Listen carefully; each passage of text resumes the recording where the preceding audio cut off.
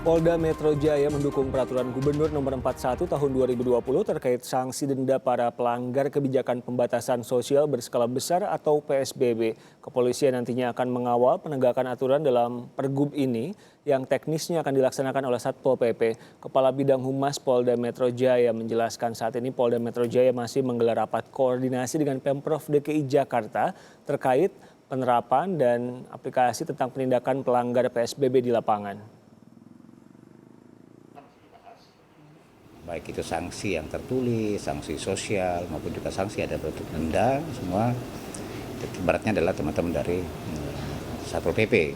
Dalam hal ini kepolisian mendampingi, mendampingi pada saat pelaksanaannya nantinya. Juga beberapa dengan instansi terkait, baik TNI maupun yang lain. Memang ada di dalam pasal di peraturan Gubernur 41 tersebut tentang adanya ketentuan sanksi lain yang memang kewenangannya dari kepolisian, yaitu apabila melanggar pidana dalam hal ini. Ketua Koalisi Pejalan Kaki mengecam kerumunan orang saat penutupan McD di Sarinah hari Minggu malam.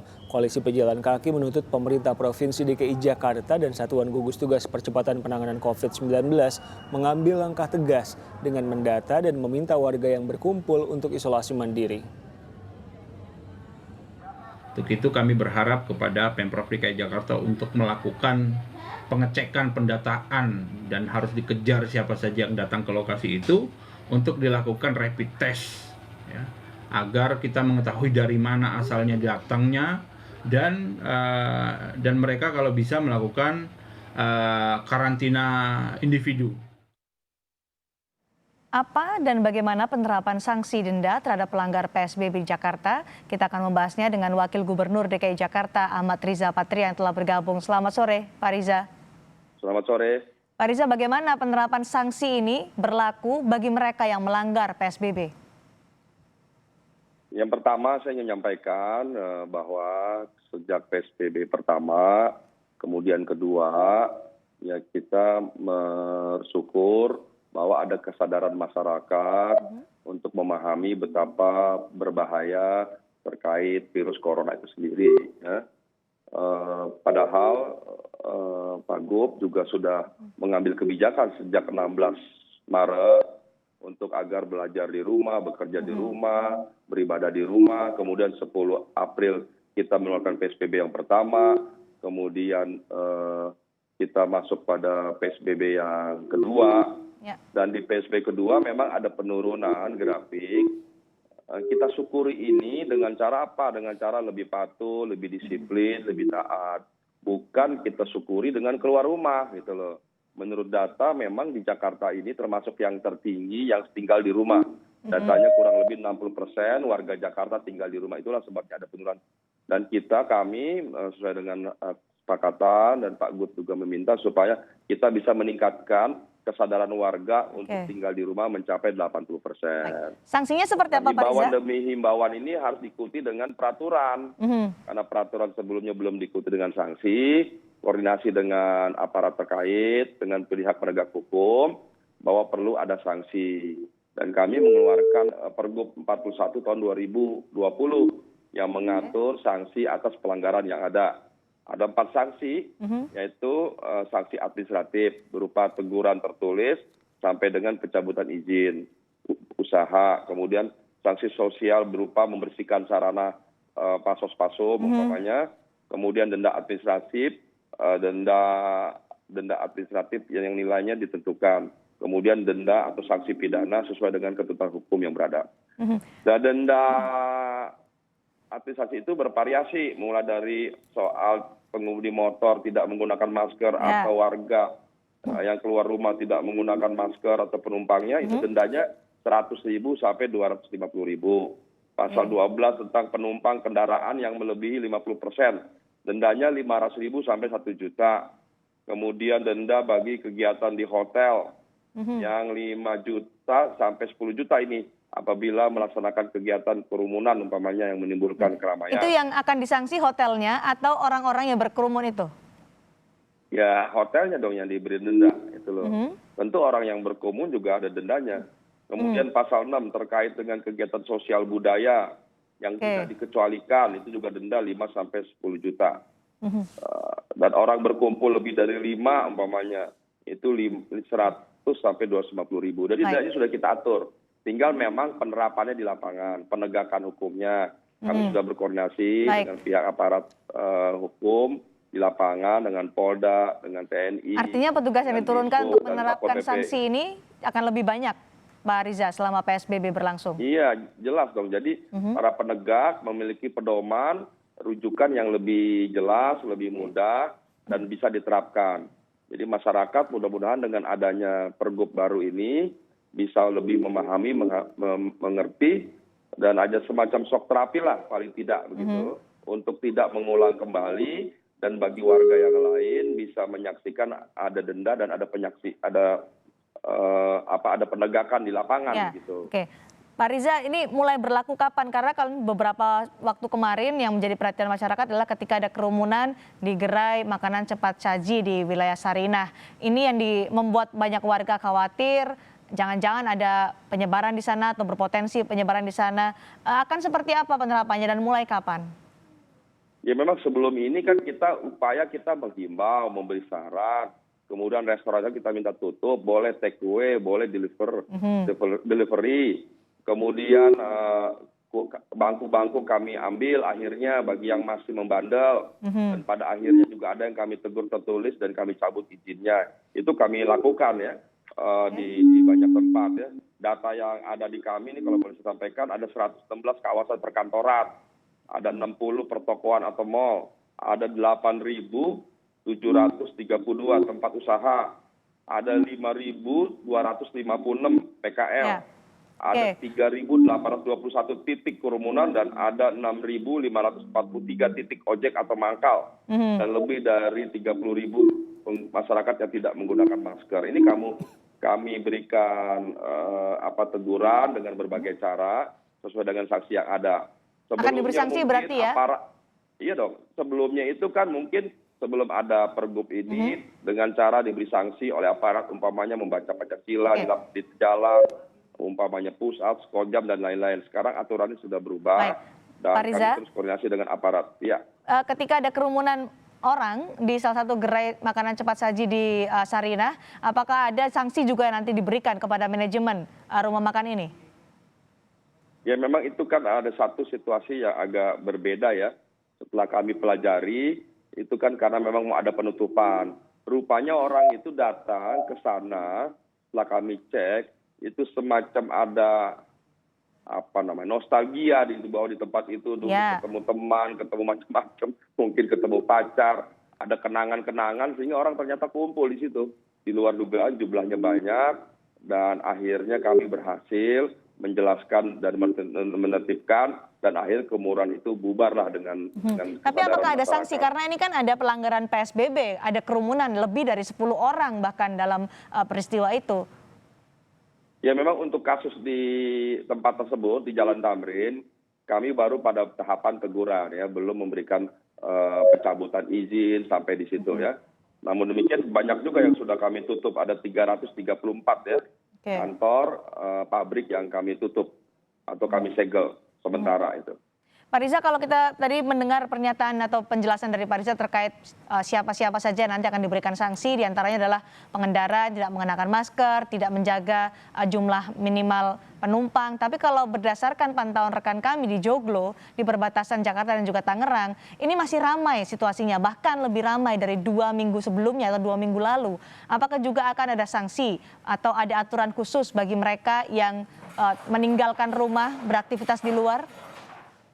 Yang pertama kalau memang agak ramai beberapa belakangan ini, itu disebabkan beberapa hal. Yang pertama mungkin masyarakat yang selama 2 minggu, 3 minggu, bahkan ada yang hampir 2 bulan memang tinggal di rumah, mungkin agak bosan, agak penat, kemudian ingin menghirup udara, ingin kesana kesini, itu ada disebabkan oleh hal itu. Kemudian juga mungkin disebabkan oleh masyarakat mendengar ada pelonggaran PSBB, ya kan? Kemudian juga mungkin masyarakat ada keperluan-keperluan lain yang memang mendesak dan lain sebagainya. Sehingga akumulasi berbagai hal tadi menimbulkan keramaian. Dan mungkin juga belum semua masyarakat memahami, mendengar dan tahu terkait pergub baru ini dan sanksi-sanksi. Untuk itu kami terus berkoordinasi dengan aparat, dengan instansi terkait untuk terus mensosialisasikan. Dan terima kasih juga buat teman-teman media, termasuk Kompas sore ini, untuk menyiarkan berita ini agar masyarakat di seluruh wilayah Jakarta memahami dan mengerti, dan harus memahami betapa berbahayanya virus ini. Ya. Baik. Kalau nanti kerumunan, jalan keluar, itu sangat berbahaya. Fakta, data, dan grafik menunjukkan ketika masyarakat berada di rumah, itu terjadi penurunan. Sebaliknya kalau sekarang kita mulai lagi keluar di rumah, ini dipastikan ada kenaikan. Untuk itu Pak Gubernur dan kami semua, seluruh gugus tugas selalu berusaha keras mensosialisasikan dan menjelaskan pada masyarakat, ayo tinggal di rumah, beribadah di rumah, belajar di rumah, bekerja di rumah, semuanya dilakukan di rumah. Dan kalau semua kesadaran ini penuh dilakukan oleh seluruh warga, kita pastikan kita dapat memotong penyebaran virus corona itu sendiri. Mekanisme penerapan sanksi nanti akan melalui proses pengadilan seperti tilang atau ada proses lainnya? Tidak. Jadi ini pengadilan di tempat, ya, tidak ada di pengadilan. Namun demikian nanti disalurkan dendanya melalui Bank DKI. Dan uangnya nanti digunakan untuk kepentingan COVID itu sendiri. Bicara soal PSBB juga pasti tidak lepas dari bantuan sosial bagi mereka yang terdampak pandemi COVID-19 atau juga terdampak dari PSBB pembatasan sosial ini. Dari pemerintah Provinsi DKI Jakarta, bansosnya akan seperti apa tahap kedua? Pak Riza, karena tahap pertama masih ada masalah yang ditemukan, diantaranya adalah data yang tidak sinkron antara pemerintah pusat dan juga pemerintah Provinsi DKI Jakarta. Tahap kedua akan seperti apa? Jadi soal data ini kan bersumber dari berbagai sumber, ya, yang kami kompilasi, kami sinkronkan dan harmonisasi. Ya. Memang ketika tahap pertama kami sudah meminta kepada RT dan RW untuk melakukan klarifikasi, verifikasi dan validasi. Ya. Mungkin belum semua bisa dilakukan secara penuh oleh petugas-petugas kami, aparat kami RT dan RW. Namun demikian dari hasil yang ada sudah hanya 1,6% data yang invalid, itu disebabkan mungkin meninggal, pindah rumah, atau orang yang datangi tidak ada, sehingga petugas sulit untuk mencoret. RT RW lebih baik memasukkan daripada mencoret. Artinya kalau dia tidak berhak mendapatkan, kami bersyukur banyak warga dengan kesadaran penuh mengembalikan. Daripada kami coret ternyata dia berhak. Sebaliknya bagi warga yang berhak merasa belum dapat, tinggal menyampaikan saja ke pihak terkait RT dan RW didaftar. Dan kami sudah menyiapkan formulir khusus bagi warga yang belum untuk menghubungi RT RW dan melalui aplikasi yang sudah kami siapkan. Kami akan jemput bola dan mengantarkan langsung kepada yang berhak. Kemudian terkait data, dari data yang ada kami sudah koordinasi dengan pihak Kemensos dari jumlah awal yaitu 931.831,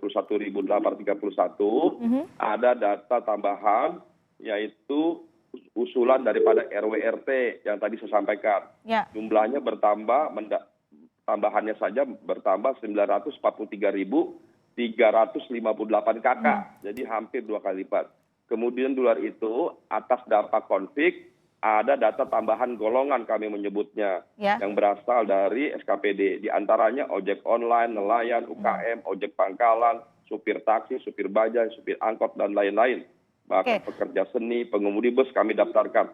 Totalnya 277.900. Jadi total penerima bansos tahap kedua? Totalnya menjadi tahap kedua 2.153.136 KK. Dan dari jumlah ini kami membagi bersama pemerintah pusat melalui Kemensos 1,3 juta itu dipenuhi oleh pihak Kemsos atau pemerintah pusat, dan sisanya 853.136 akan dipenuhi oleh Pemprov DKI. Dan kami telah membagi zona wilayah yang dipenuhi oleh pusat dan wilayah yang akan dipenuhi oleh DKI. Jadi pada tahap kedua ini tidak akan ada tumpang tindih data, ada data yang dipakai acuan untuk memberikan atau menyalurkan bansos tepat sasaran sesuai dengan yang disyaratkan oleh pemerintah Provinsi DKI Jakarta dan juga Kementerian Sosial. Anda bisa menjamin itu? Insya Allah data yang kedua lebih baik, namun demikian kalau masih ada yang kurang silakan disampaikan. Kami tidak a priori, bahkan kami bersyukur apabila ada koreksi-koreksi kita akan perbaiki terus sampai 100% mendekati sempurna. Namun demikian ini butuh dukungan dari seluruh pihak, termasuk warga, RT dan RW yang sudah bekerja luar biasa dan seluruh aparat dari berbagai pihak. Kami berterima kasih dan yang paling penting apa yang telah kami sampaikan ini dapat disosialisasikan, dipahami dan dijalankan. Oke. Termasuk juga kami terima kasih kepada pemerintah pusat yang juga telah memberikan bantuan sebanyak 1,3 juta kakak. Mulai kapan bansos akan disalurkan tahap kedua ini, Pak Riza? Tahap kedua dalam minggu ini akan mulai kita salurkan. Dalam minggu ini? Iya, dari Pemprov dan dari pihak pemerintah pusat. Oke, supaya masyarakat Berupa Jakarta lebih sembako, ya.